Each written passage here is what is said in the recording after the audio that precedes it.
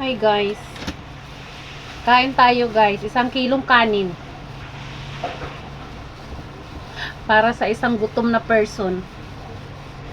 Ito na nga guys. Gutom na nga. Kaso lang aantayin ko pa yung isa kung ano.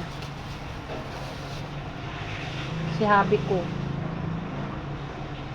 Yung sabay kaming kumain.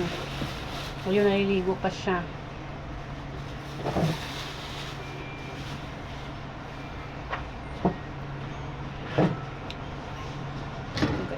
Nagugutom na ako.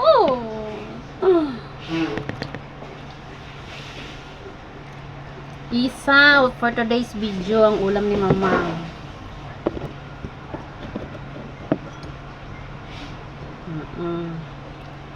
Apat.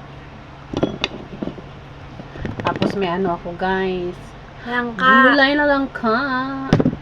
At suka na maanghang. At sobra ng aking anakis na adobo. Gusto ko nang kumain. Tagal maligo nung isa.